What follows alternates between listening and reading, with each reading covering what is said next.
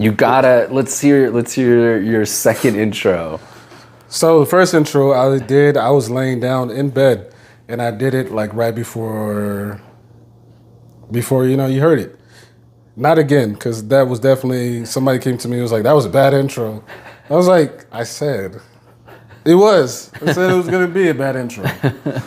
So on to intro 2, which just happened. Talking about my bad intro for one. It's the story of intros. That is. chair might pick up every creak that you do. I didn't notice that it was creaking until you just said something, so I got It to move creaks now. constantly. While he's adjusting his seat, I just want to have a disclaimer from the first episode. There are multiple times where it sounds like I'm accosting someone, and you would think, without having any video, that I'm accosting Ben, but I'm not. I'm yelling at my cats from doing things around him. So if you're wondering why Angelo sounds like maybe like a little angry at random times, it's just because I'm doing hard parenting. That's it. I didn't think about that at all, so that's just in case. When I was listening, I just kept being like, and that's the part where I start yelling at the cats.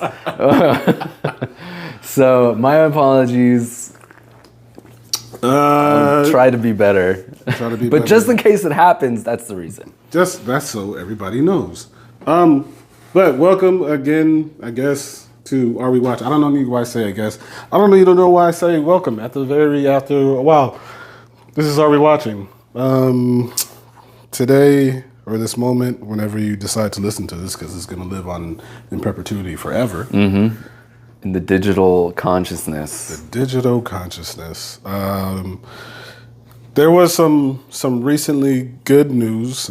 No, actually, I don't know if it's good news. It could be bad news. I think it's a mix of both. I think it's a mix of good and bad. And it was MCU saying they're trying to get better on their stories, but they canceled a lot of things. Yeah. And the good part of it is hopefully that we're trying to get better at our stories and not put out a billion projects part is good. Hopefully they could narrow things down and tell better stories. Yeah, I think that they're taking a lot of, one of the biggest critiques of projects that they've put out is that they feel unfinished at times, especially with the stuff on Disney Plus. That things should have been longer, things could have been more fleshed out. Yeah. And I don't know if they're taking that from the criticisms or if it's these things need to make more money. And we need to make more money on these things, and the best way to do that is to do less of them, which is the Warner Brothers problem, right? True, because you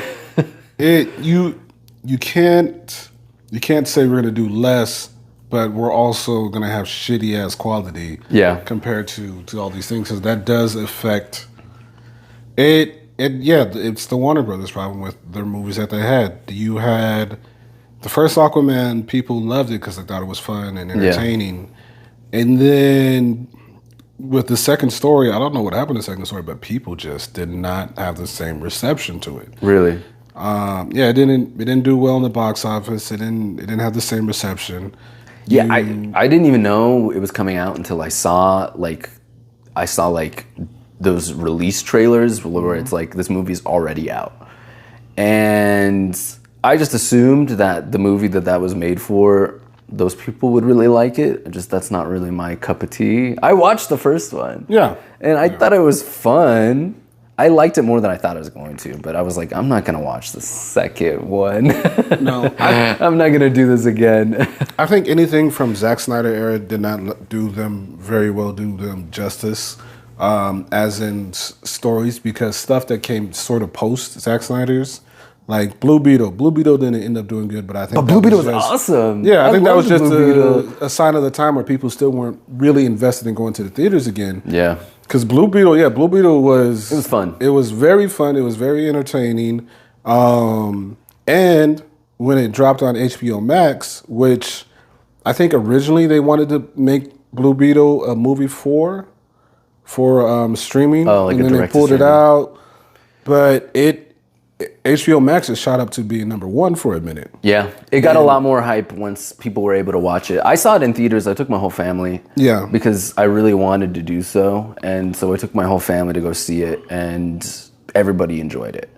But you bring up the good point. That is, like, when it comes to streaming specifically, we're living in that era now where I think everybody, and when I mean everybody, I mean the companies themselves are kind of looking into, they're like, okay, this model that we created in 2020, essentially, Yeah. to, you know, get people, basically to get money in our pockets from people without them going to the theaters. This is a weird model now because theaters are open. People are, for the most part, going back to them. It's not like how it was. But at the same time, I think they're rethinking what that model looks like. And that's why I think we see a lot of back and forth where it's like, but every time they do that, it just hurts. It hurts the project. They're not looking at it as projects, I think. I feel like they're looking at it as these investments that they're putting into. It definitely is, because way before the pandemic, I don't think people forgot. Well, people might have forgotten about it, but we've always had direct to screen movies. Yeah. There's always been things, and you realize, like, watching them, there's never really been a beef about direct to TV movies at all. There wasn't a real big, this is an issue, should have been, it was fine. People understood what it was, and they did well.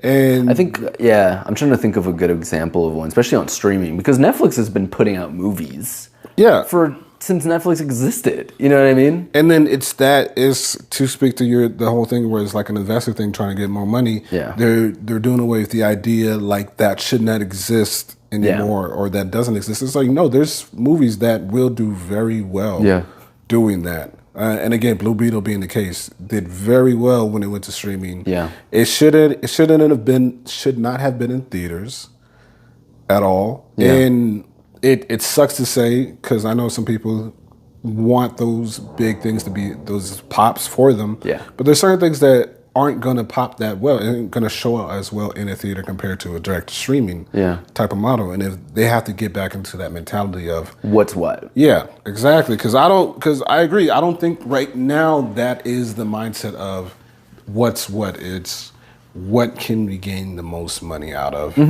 and how do we all push it towards one type of thing or screw somebody else out of it. Yeah. But it sucks because when you're looking at it from a fan standpoint, which we both are just in general, we mentioned Warner Brothers, and the big thing was, I think everyone talks about the Batgirl thing, right? They like made that whole movie, like the movie was made, it was essentially done, and then they canned it. And that's crazy.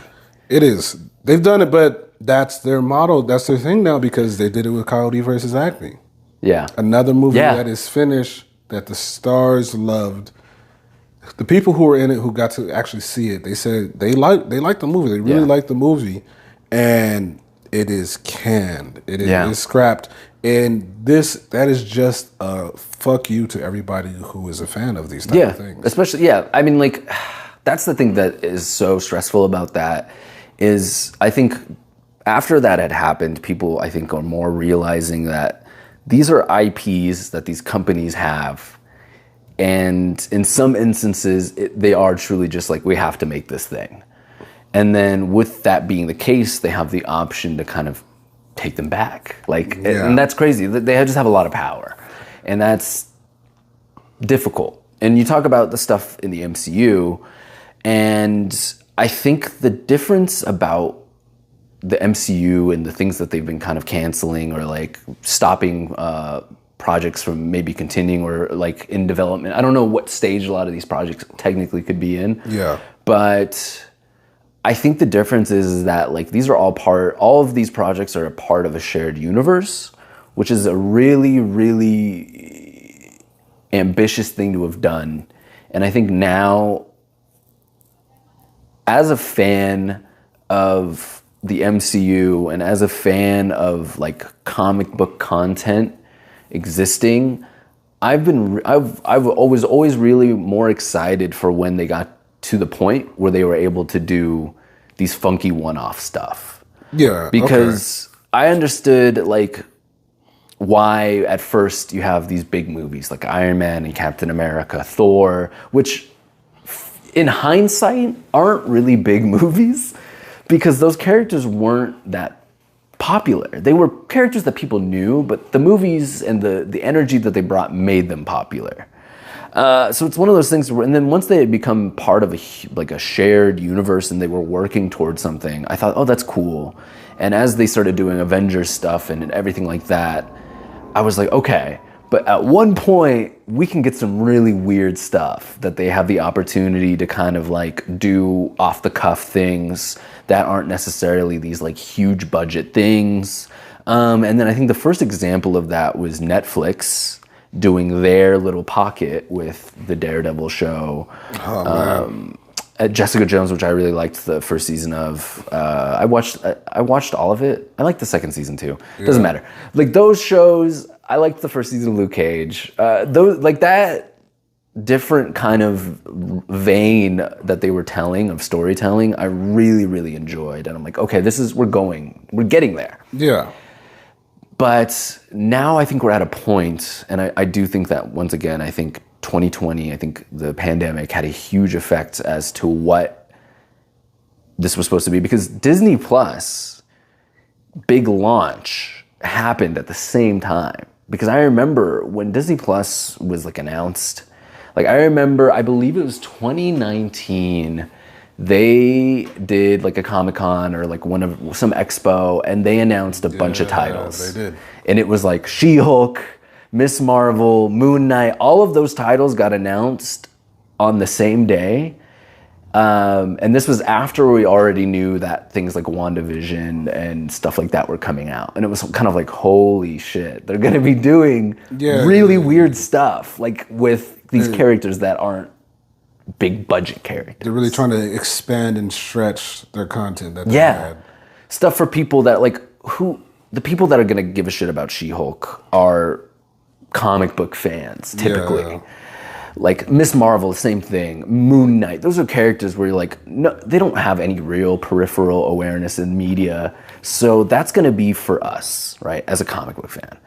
But those obviously didn't end up coming out until last year, the year before. Years later. Significantly many years later. So the whole model that Disney had for the Disney Plus streaming thing got completely changed. And I think now we're looking at it almost like we're looking at these are fractions or like fragmented versions of the things that I think they were originally going to do. It definitely feels like that, because also on the other side of it, the way that they're absorbing Hulu into themselves. Yeah. It really feels like the biggest reason they're absorbing Hulu into themselves, at least here stateside, is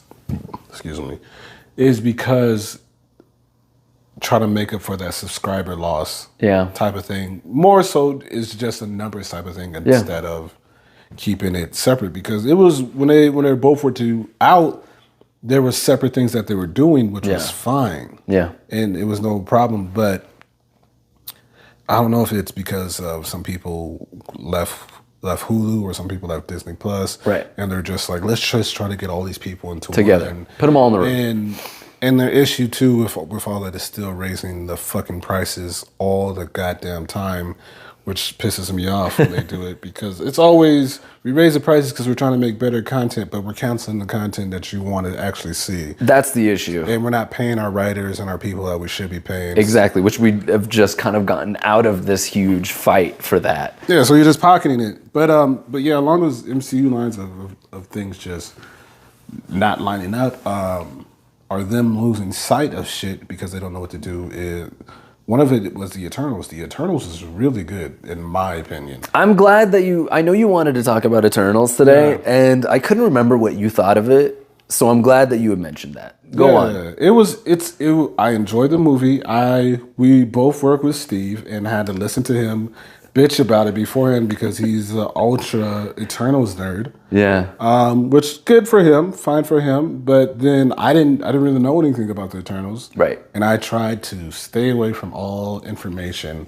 And when the movie came out, I got to really enjoy it. Yeah. Don Lee, Angelina Jolie, favorite characters. They fucking killed the shit. What a great dynamic. Yeah. And Barry Keoghan, that was the first thing I saw him in where I was like, okay, I get it. I understand the appeal that this actor has. Yeah. Because I saw Killing of a Sacred Deer, and I felt unwell afterwards. And I was like, I never want to see this kid's face again. oh, man. And then I saw he was in this, and I'm like, great. At least it's an ensemble. But he was one of my favorites. Yeah, it was a great cast. Yeah. The story, I felt the story was good for what it was. It didn't shoot for the moon or anything like that. No. They stayed relevant to what they were. And even the fact of having a celestial I thought be that was part cool. of it was all relevant to their story. It didn't feel like things were outstretched or anything. The story that they gave you about their creation and how they came about, it stayed in that realm the whole entire movie, which was cool. Yeah. Because it built upon that. The only thing that was frustrating about seeing the Celestial was They haven't touched on it. they haven't touched on this frozen Celestial, this marble or whatever material Celestial that's in the North Pole just sticking out of the planet, never to be seen again.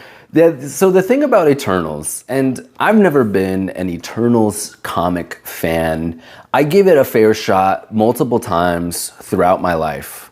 Mostly because of I liked the creator that was on it. I gave it a shot, or it tied into X-Men stuff. Yeah. Or there's just little things here and there. I was like, I'm gonna give it a fair shot. I think I was given a paperback of some story. I don't even remember whose it was, but I gave it a shot, and I was kind of like, I don't know if this is really my bag.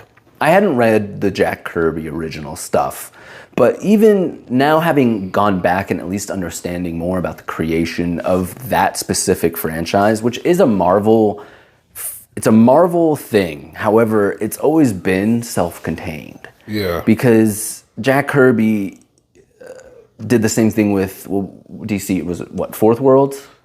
Yeah, I think that's what he was doing with Jack Kirby likes to do World. these self-contained kind of universes within another universe. And I think when you do stuff like these are beings that exist kind of outside of time and outside of civilization, you can do that. And so I thought that was cool that that's kind of what you get in the movie. I went into it with really, really low expectations because I didn't really care. Not saying I didn't care, but I didn't have a huge connection. But going into it, and I was like, oh, this feels like a serious movie. This has a certain quality to it that makes it feel more, I don't know, it felt like, I think I walked out of there and I was like, this is like Marvel trying to do an A24 film. Okay, yeah, I get that And premise. I liked that. It's not an A24 film. Not at all, But it felt like someone it was at least like, do you think we can do something like this?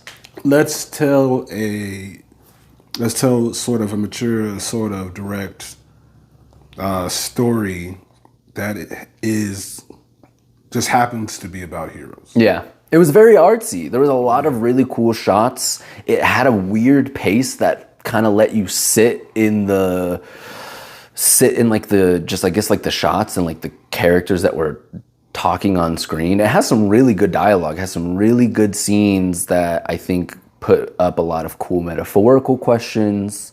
I just really enjoyed it. However, and I don't know if we talked about this previously, and the reason that you're talking about Eternals also was I think that we probably talked about this after it had come out, about how, what if that was a show?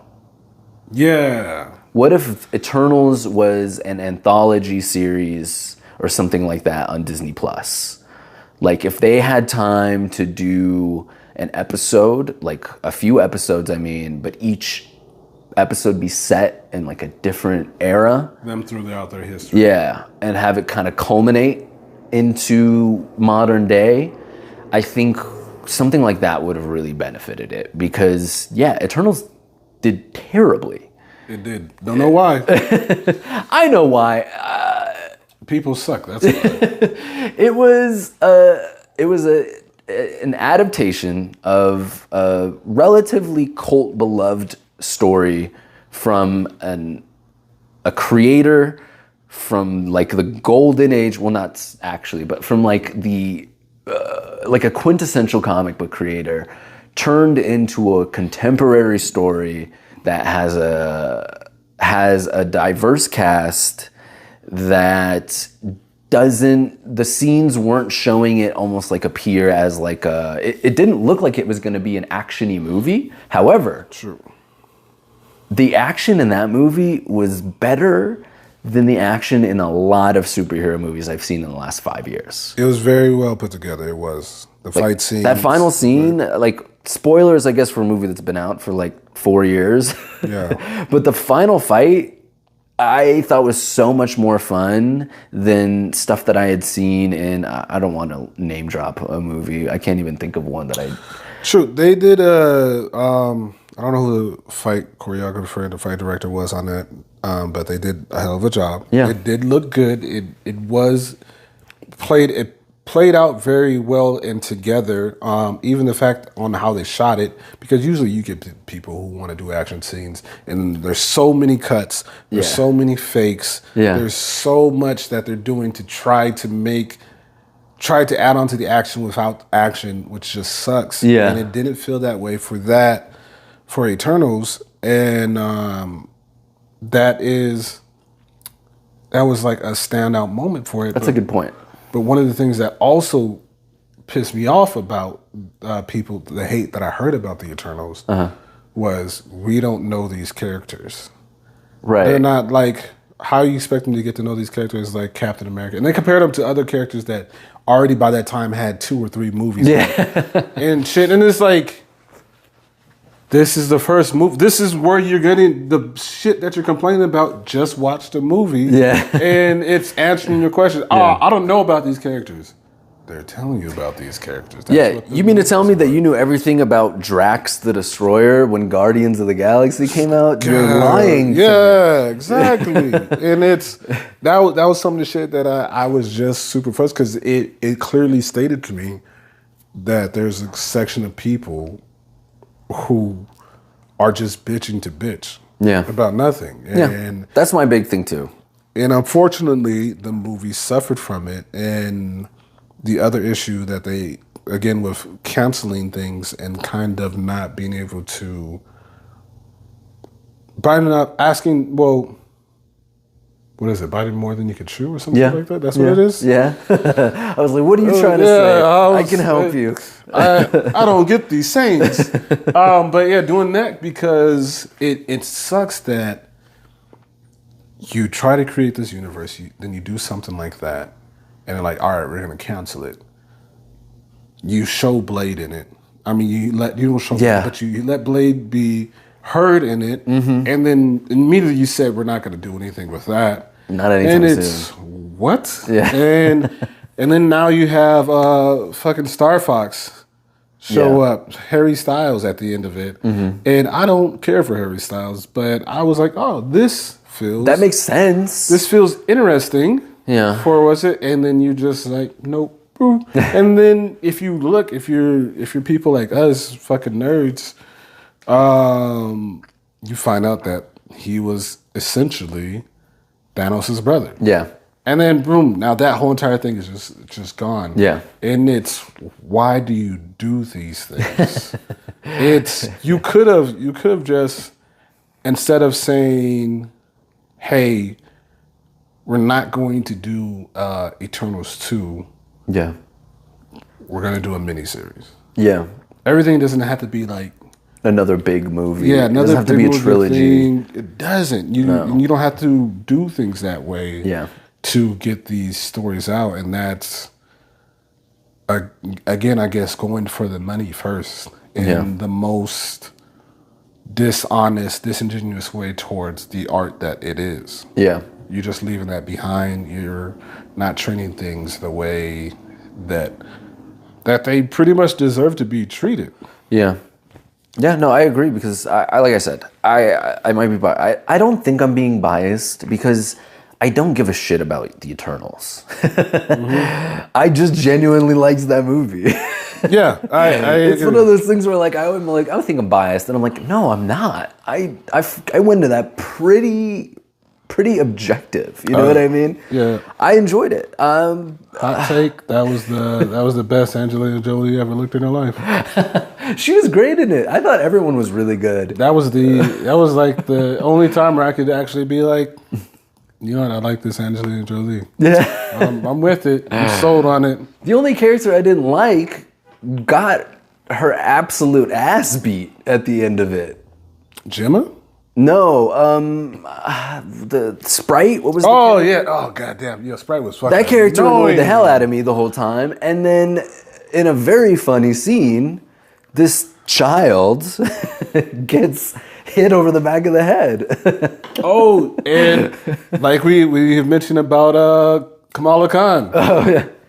With her in the Marvels. Yeah. Teenage character, an actual teenager, and she was not insufferable. No, she was done And well, but you had this you had- other teenage character that was like who's hundreds of years old and is insufferable. so annoying. And that kid got their comeuppance, and then it brought them to a good point. Like at the end of their resolution for that kid, for this immortal child. The character's name's Sprite, right? Yeah, Sprite.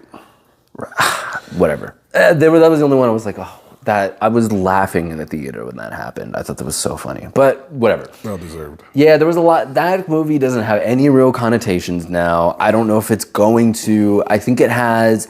I think that at the point of it, I thought, oh, this is going to have some things that have to do with how they're going to do X-Men stuff moving forward because of the Celestial shit, whatever. Yeah. There's something that they could do there. I don't think they are. The thing with Black Knight, the thing with Blade, the thing with Arrow, Star Fox. There's so many connections at the end of that movie, or like within that movie's resolution, that I think are just like not going to get picked up. Now completely lost forever, and yeah. And maybe they do pick it up. I mean, I don't know. There's a way to do it. What you said earlier, and I think what is a good example of is that I don't know if the powers that be at Marvel, Disney, Marvel Studios, whatever you want to call it, whoever is in charge of that specific option has the vision of the runway that they have in front of them. I think that at this point they have some ideas, but they have the ability to kind of pick and choose, and if something doesn't pan out, then they move on to something else. It's not, can you imagine, like, when the first phase of the MCU was really, really small in project size, and they had one vision. And even though Thor #1, I didn't see in theaters. Oh, I did. And after I did see it, I was like, I still don't really like this movie. I saw it after Avengers had come out. I was like, okay, I'll watch this. I still don't really like it. I don't like the second one that much either. It has some parts that I do like. I think it was a bold movie, but like, I didn't see Thor. I still saw Avengers, still got everything that was happening. It doesn't matter. I don't know how well Thor did in theaters, the first one, but I can't imagine it was doing, I can't imagine it did Iron Man numbers. After the big three, I think they did do under the big three, but it did well enough for them to continue. I guess so, right? At that time, because even at that time, it was early enough to where they would make the decision. Those movies didn't cost as much either. Yeah, they didn't. They didn't cost as much. They weren't making as many. The budget wasn't as sapped for everything else. But I think now they're doing these little things because they can, and if something doesn't work, then they're just stemming that branch. You want to talk about we look at the TVA just to kind of do a form and content. Yeah. It feels very much like they're pruning these stories, like they're pruning these branches if it's not doing the way they want it to. True. And that sucks. Yeah. But it sucks a lot. and again to the expanded story, another person to look at, and I'm being biased on this. People, if they don't like it, fight me.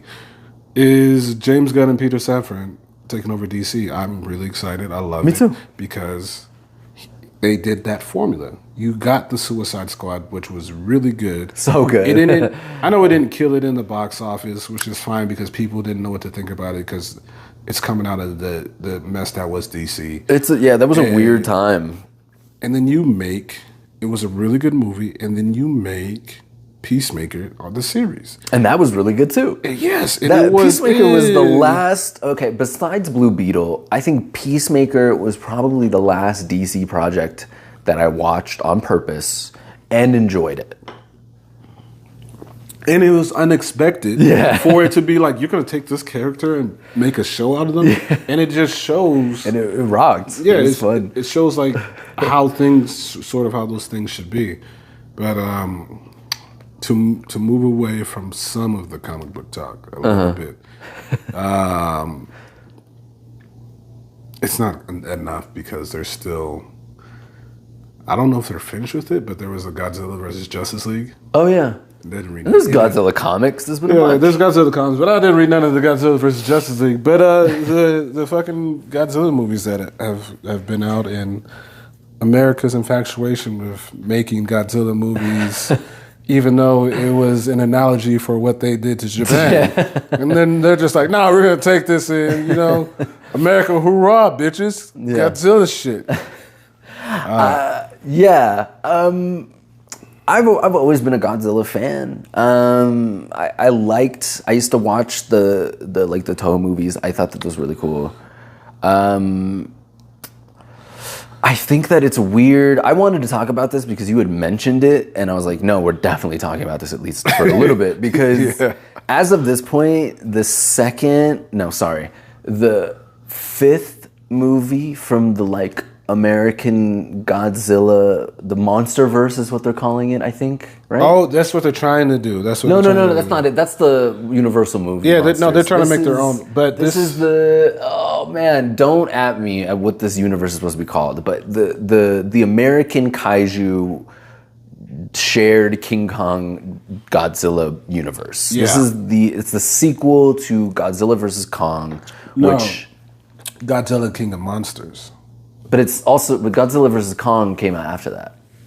That was the sequel to King of Monsters. I thought this was Godzilla vs. Kong. No, this is Godzilla vs. Kong 2. This is the sequel to the first Godzilla vs. Kong. This is why I want to talk about it, because I have a lot to say. Can somebody fact check? No, you didn't, because I saw Godzilla. You did. I didn't I watched Godzilla vs. Kong, the first one. Oh on no, streaming. you're right. So okay, and it made me very mad. I remember it now. It was that first Godzilla where they brought out this weird monster for no reason, and then it immediately went into him fighting Kong, which was weird. And now they're best friends. Yeah, you're right. This is the third one. I can't even remember what this new one is called. Damn it, man. I'm completely blanking. It's out right now. Godzilla. The New Empire is what it's called. Is that what it's called? That sounds ridiculous. That sounds Star Warsy. Yeah. What is the new one called? It doesn't. Godzilla and Kong Rampage. It is called The New Empire. See, if you would have put a gun to my head and say, what is the new Godzilla vs. Kong movie's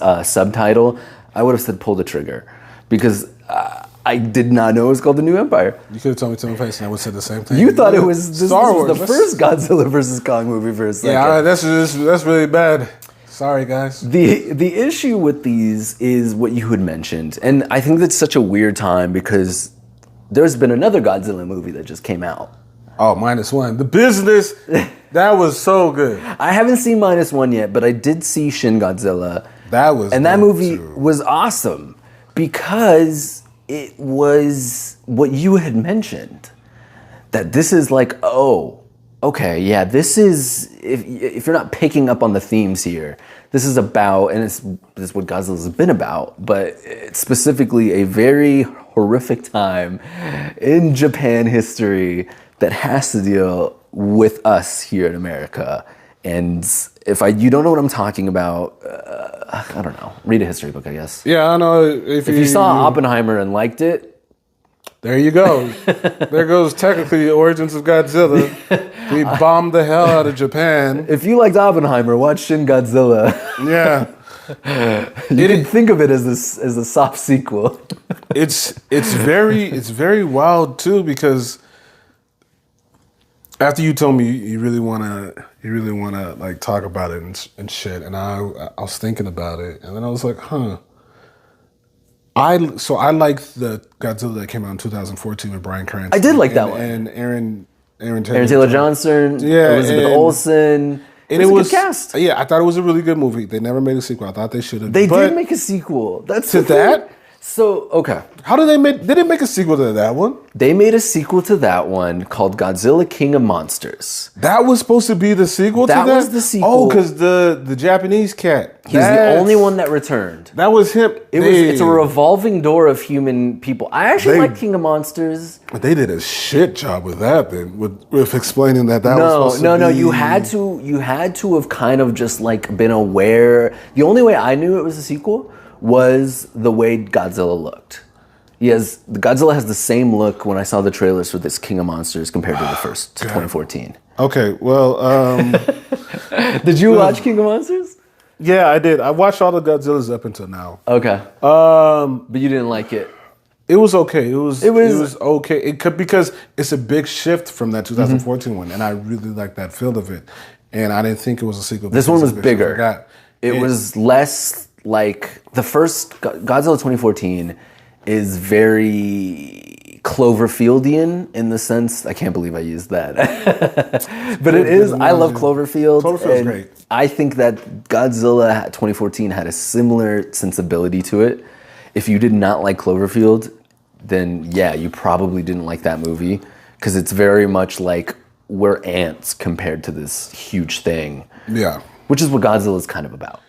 It is, and one of the things that I thought was interesting after I went back and looked at it is the American Godzilla movies. Godzilla is always fighting another monster. Yeah.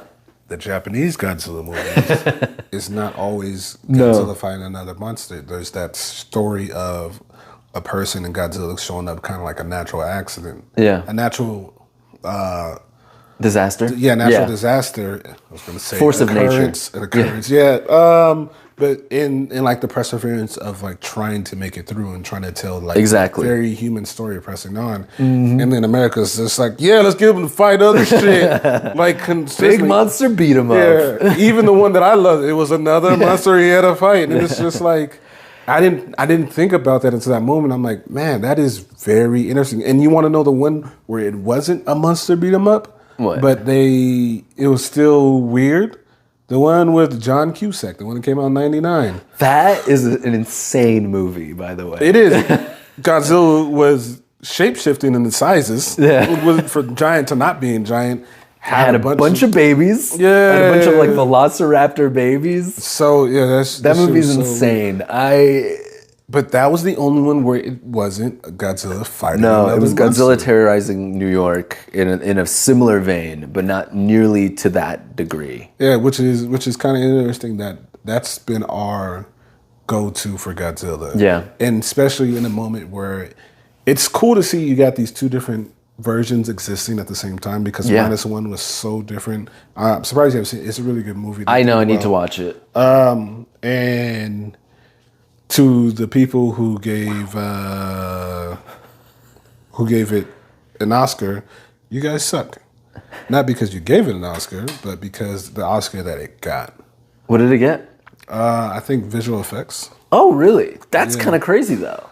Yeah, no, it's more crazy if you watch it. And it's not because it's not good. Visual effects probably should have went to somebody else. Well, this year's Oscars have forever been rebuked by me. I don't like any of the Oscars. Yeah, I've cooled on it significantly over the last decade. But this one really upset me. And this is no disrespect to The Boy and the Heron. But The Boy and the Heron won in the animation, won Best Animated Film. Yeah. Instead of Across the Spider-Verse, which I just rewatched recently since I saw it twice in theaters. Yeah, incredible. And the whole time I was like, yeah, this is 14 different art styles happening at once. This character... Cohesively. Yeah. This character, art style changes frame by frame, but the boy and the heron one. So one of the reasons why I don't like him is because those things is so Godzilla -1 so good. It blew expectations. They should have gotten an award. They definitely should have. Them being nominated, but they should have been for something else. I felt like that was a consolation prize. Oh shit, people wouldn't shut up about it. Yeah, they're gonna look at us like shit if we don't give them something. So here, let's do something. That's like that we could just give them instead of giving them something that they truly like. That movie should have been up for. I don't know if it was up for Best Picture or not, but it should be up in that category. It was done so well. That's the issue with sci-fi. And when I mean sci-fi, I mean in the greater scheme. If you want to look at comic book movies, if you want to look at movies about like monster movies, Godzilla, whatever genre you want to call it, at the end of the day, it's a sci-fi, right? Yeah. Sci-fi movies don't win Best Picture. I think I'm not going to look at the lists of which ones did, but I'm sure you can count them on maybe two hands. Yeah. And that sucks. But I think that at the end of the day, that stems from that these are still pulp, right? That these are still, these aren't fiction. These are pulp fiction. These are things that you intake at, like, it's instead of the book that you get at a bookstore, you get these stories off of a spinner rack. You know what I mean? Yeah. You get these off of a newsstand. You get these out of a bin. Sci-fi is always going to be relegated to that, and that's crazy. It is. It's. The note for the listeners: I'm about to move my cat away from the scratching post. It is, and it's very shitty because you do have. Let's be honest. The whole entire awards community for majority of these people is bought and paid for. Yeah. There's a lot of politics that go into it. Yeah, so much amount of politics that they're going to do and not give people the recognition for it. But it's a damn shame that if you want to take stuff like sci-fi and say that these can't be great movies. Dune 2. It's an incredible. Haven't seen it yet, but I will. I know. It's fine. It was important to make. I know. It's just I need to be able to. Dang. But it's the storyline, the way it's driven, the things that they tell. Yeah. The way it looks. It covers so much. There shouldn't be like a small, narrow-minded category for something that could be considered to be a best picture, to be very well. One of the years when Uncut Gems was going on a run, and it came out that somebody didn't want to vote for Adam Sandler for a best actor because they're like, we got to see more from him doing serious roles because this is not enough. And it's like, that's not the reason for this. The best actor category, the best is because they did the performance that's up for something that is amazing. It shouldn't be a campaign that you go on. It should be, this is what we think. This is the best that someone did this year. This is what we have. This is what we narrowed it down to. What's the best out of that? Not based on this is the same person who made Happy Gilmore. Like, how am I supposed to take him serious? Because it's another fucking movie. That's why. That's how you take it serious. This is not the same thing. Yeah. Yeah, that's the issue. The awards, it's hard. At this point, you just kind of have to let it go. And that's what I did this year because of Across the Spider-Verse. Because like, if this movie didn't win Best Animation, which it's at this point has stemmed a new type of animation that people are trying to recreate. Because now everything's like, this is kind of Spider-Verse, isn't it? Like everyone wants this to be a Spider-Verse. And to varying degrees of good and bad. Like, I haven't seen the new Ninja Turtle movie, but the animation looked really, really good. And I wanted to see it. And I heard good things from the right people, I'll say. Yeah. But I haven't seen it yet. But stuff like that, it started a new, okay, we need to try to recreate this. But whatever. That's just I could sit up here and defend the Spider-Verse movies to my dying breath. That's yeah. But just really quickly, For Godzilla. Yeah. Godzilla, King of Monsters 2. And that whole universe that they're doing, and we compare it to, The new Empire. Yeah, the new Empire. Comparing it to these other Godzilla movies that are happening simultaneously. I just want to say one thing. Those movies are insane. The two Godzilla versus Kong movies are bonkers. And I've heard people enjoyed the new one. I thought that People enjoy meth. I guess. I watched Kong Skull Island. Did you watch Skull Island? That was dope.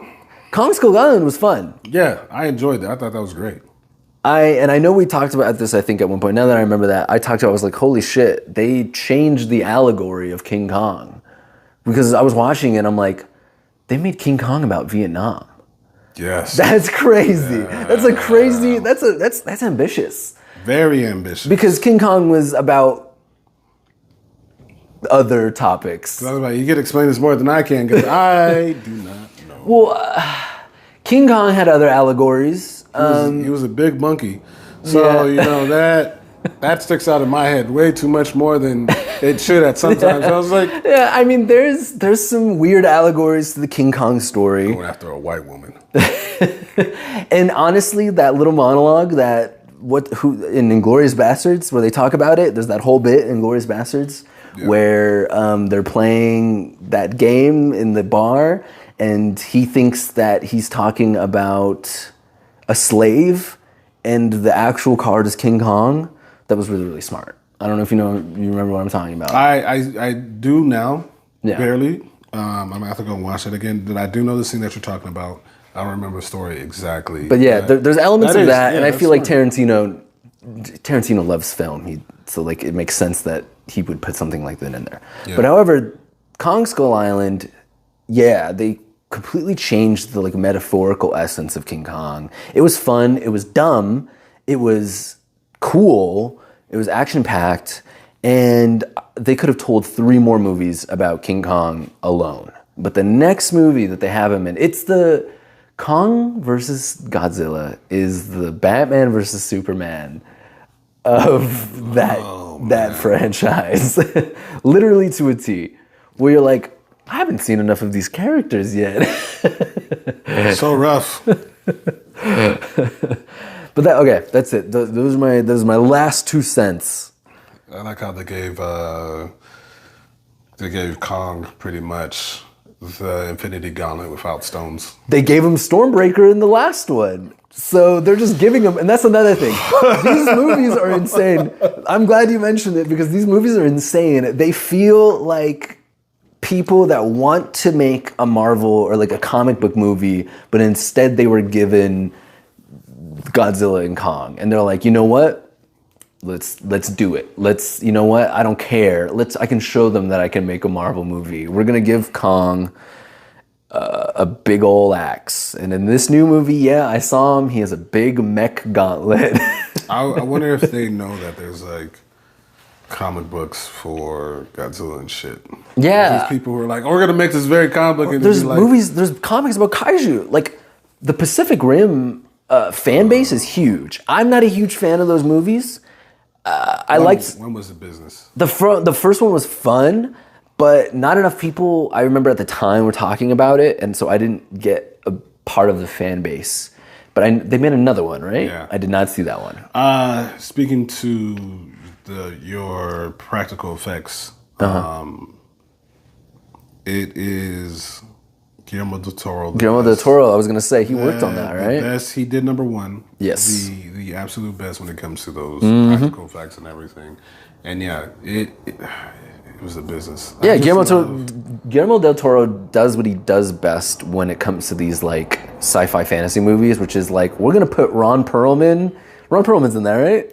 Ron Perlman is in damn near almost everything. I know, but he's in Pacific Rim too. Yeah, I didn't want to speak out of turn. We're going to put Ron Perlman in a funny suit, and he's going to fucking just steal the scene. Yeah. Because Guillermo del Toro gets it. Ron Perlman has a face that was made for these kind of stories. I love them. Yeah, I do. It's amazing. Fuck. So good. I'm still mad that Hellboy 2 is like the hardest movie to find streaming. Cause That movie's amazing. I love the Golden Army. It's like one of my favorite movies. It's so fun. It's like Blade 2, which is my favorite of the Blade movies, and it's one of my favorite movies, period. It's like Blade 2, where it's like, we did this first one, and we're gonna go all the fuck out for the second one. Everything was so dope. And they even had the same guy in it, right? The villain. Yeah. The villain, yeah. Yeah, I love, great. No thoughts, no notes on those two movies. I'm about to tell you, you're one of the best. You're one of the best. There is, by the time this releases, I'm trying to think of what the calendar looks like, because I can't look at one. A little bit around the time of this release, if I am not mistaken, it will be before it happens, but it's still close to it, is Fallout. Yeah. Fallout will be coming out, and I have, to a lot of people's disappointment, never played Fallout. I was gonna ask you, because when we watched the trailer together, I don't know anything. I don't know. I was doing the they did this. I don't know shit. And it's funny because like two of my brothers, they love the Fallout series, and my brother loves New Vegas and whatnot. Yeah. And I'm just sitting there like, yep, I know what it looks like. Another great showing for Ron Perlman. He did the trailers for the games. I see.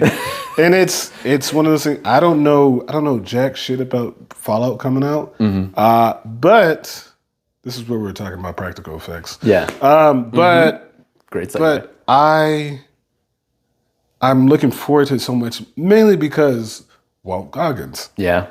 Dude is incredible. I love him. Everything I've seen him in. He's the biggest actor on that cast, in my opinion. I think so. He's the one. He is, and he does a great job in it. And even watching the trailer, if you haven't watched the trailer, you get him. He delivers a great line. Yeah, you get him in two different ways. Yeah, you do. Which is very interesting to see, and it's kind of, for me, it's like, man, I wonder how that happened. Yeah, and it automatically pulled me into being like, I'm looking forward to watch this mainly because I want to see how this happens. And as the trailer goes on, you kind of get to see a bit of the story, you get a bit of the characters, even the main chick. She looked cool. Made it look interesting. Yeah. As going forward with it, with what it's going to be. So I'm kind of like, all right, this is kind of cool. Even though I know for a fact I have no fucking idea. You played The Last of Us. Yes. I never got past the first diagonal building that you encounter in that game. Yeah. As soon as you have to essentially fight your first clicker in that building that's off kilter. Yeah. I have never gotten past that point. And I've tried playing it maybe twice. Oh man. I watched the show and of course fucking loved it. I had a blast watching it. Thought it was so good. I knew enough about the lore because you pick up on that kind of stuff. But yeah, I feel like this is kind of like a reverse of that. Yeah. Because I've played every Fallout after 3, obviously the big resurgence of those games. I love that universe. I've just been talking about replaying 4, and the thing about it is that a lot of people don't like Fallout 4, but I love that game. But whatever. I love that universe. I think that it's such a cool story. And watching the trailer, yeah, I'm excited. I've always thought that it has. You can tell a cinematic story, whether it be a movie or a show. I'm glad they're doing a show, but that's just because I think movie adaptations of media are so hard to do now. Especially things that have a drawn out story. Exactly. I think that people now, what you can expect is they're going to do it out of superhero stuff, and then they're going to do it out of books. right? Yeah. They're going to do it out of comic books or books, because those sell usually. But video game adaptations and films have never done well. Yeah, they've been mostly shit. Yeah. There's probably some ones that people like. There's a couple that I like, I'm sure. Don't quote me. But yeah, I think that the wave of doing it as a limited series or a series or whatever is a better way to do it. And obviously, after the success of Last of Us, I think we're going to see more of that. And I'm glad they're doing Fallout, because I think it's super easy to adapt. Yeah, it's the better route to go for that. Again, like you said, there's been so many games. The story is endless. There is more things to do with it as a series, compared to a movie. And the game adaptations into shows. There's other ones. Huh? What other ones have they done? There's been a few other game. Oh, I haven't watched the Halo show. I've only heard shit about I haven't heard good things show about Halo from fans of the game. But that's the thing. And there's a specific... From what I'm hearing about the show compared to the game is, one of the things that came out was the writers did not play the game. Right. The fans of the game, and they weren't adapting things from the game. They were just doing, essentially they're doing the Velma thing. We're still in the IP just because we want to do our own type of thing. Right. And yeah, you'll get some fans of that, but that core group, that's always a hard thing to do. Fucking hates it. And but I can't remember some other ones right now on the spot. It'll come to me. I know, it's gonna, like the middle of the night when I'm not thinking about anything. But I think you don't have to look any further than Last of Us. That one, they did a really good ass job, and it sets things up where I'm hoping. I love it, but another part that I am so on is Pedro Pascal was Joel. Mm-hmm. Pedro Pascal did do a phenomenal job, but he was also blowing up at the time. So my fear is for something like that it could be perceived by the wrong people who want to put these shows together that, oh, we just got to get a big star. Right. And instead of being like that, everything about that together was what made Last of Us great. It wasn't Pedro Pascal being a big star. No. It was a story. No. It was Bella Ramsey was phenomenal. Bella, their chemistry. Everything that played out together is what made that great and phenomenal, not Pedro Pascal. It wasn't just Pedro Pascal. And that's my fear about it, because you have things like God of War in the talks. Oh yeah. You have God of War in the talks for a show, and Christopher Judd voices Kratos. Yes. Mm-hmm. Christopher Judd is a big dude, and to not have Christopher Judd as Kratos would be a big miss. Yeah, would be a big miss. And then you got things like, what if we got The Rock or Dave Bautista to be Kratos? And it's like, big fear there. No, you have Kratos, and not only is it, it's the Chris Pratt issue, right? It's the Chris Pratt as Mario issue. Not this. Not that one. It's the fact that for these games that Christopher Judd he's doing the mocap.